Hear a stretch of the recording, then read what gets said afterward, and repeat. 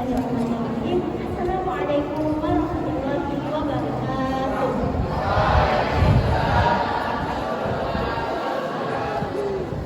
Alhamdulillah, alhamdulillahirrahmanirrahim. Wassalatu wassalamu ala asyrofil anbiya'i wal mursalin sayyidina Muhammadin wa ala alihi wa sahbihi ajma'in. Amma ba'd.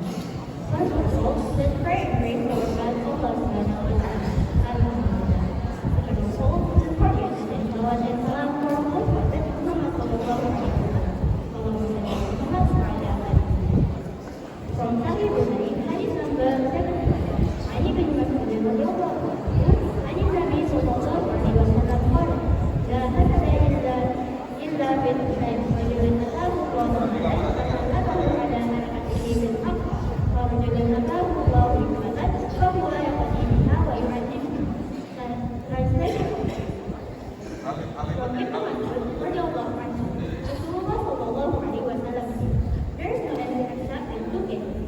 A man whom Allah has given wealth and his best is the good of the world, and a man whom Allah has given wisdom from knowledge and he judged with it and teaches it to others.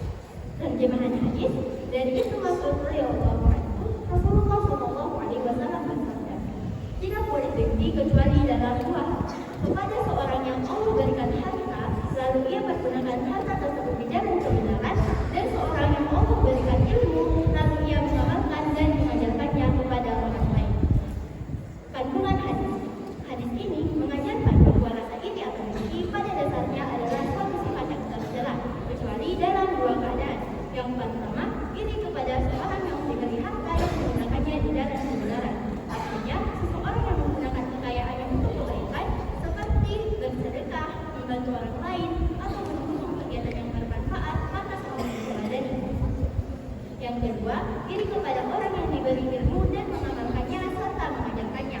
Ini berarti orang yang menggunakan ilmunya untuk kebaikan dan membagikannya kepada orang lain mendapatkan kedudukan mulia di sisi Allah Subhanahu wa Ta'ala. Secara makna, hadis ini menanamkan semangat berlomba dalam kebaikan, bukan dalam hal duniawi yang bersifat sementara. Dengki yang dimaksud di sini bukan ingin orang lain kehilangan temannya, melainkan ingin menyamai kebaikannya dalam hal amal dan ilmu. Pengamalan hadis yang pertama, berlomba dalam kebaikan dan ilmu. Kita dapat melakukannya dengan meniru teman yang rajin belajar, bukan merasa ingin menjatuhkannya. Kemudian, ketika melihat teman yang berhasil dalam kegiatan akademis atau hafalan, muncul semangat untuk ikut berusaha dengan demikian. Kemudian yang kedua, mengamalkan dan membagikan ilmu. Siswa yang paham suatu pelajaran dapat membantu teman yang kesulitan dengan mengadakan kelompok belajar atau diskusi kecil di kamar atau kelas bersama. Kita tidak boleh menyembunyikan ilmu, tetapi harus bisa berbagi agar semuanya bisa berkembang. Yang ketiga, menggunakan hikmat untuk kebaikan. Jika memiliki kelebihan seperti uang saku, makanan, atau alat tulis, dapat digunakan untuk membantu teman yang membutuhkan. Selanjutnya, insight dari buku yang berjudul Egois Energy. Banyak orang berpikir bahwa halangan terbesar untuk sukses berasal dari luar. Padahal musuh terbesar kita itu ada dalam diri kita sendiri, yaitu ego. Ego adalah sikap merasa sudah hebat, sudah tahu segalanya, dan merasa paling benar.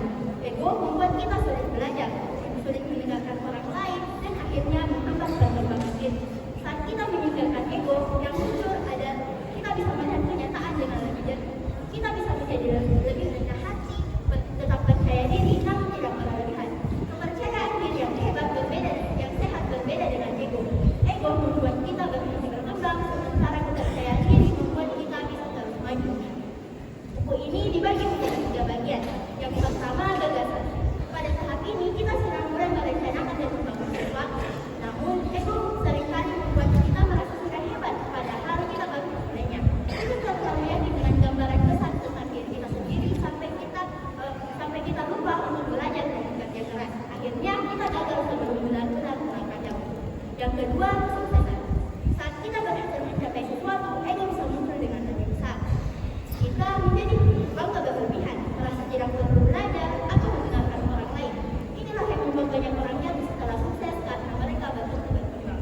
Yang ketiga, kegagalan. Dalam kegagalan, ego membuat kita sulit menerima kenyataan. Kita menyalahkan orang lain atau keadaan, bukan diri sendiri. Padahal ego sering menjadi alasan kenapa kita gagal. Jika kita bisa memikirkan ego, kita akan lebih siap bangkit dan Our family, thank you for your nice attention.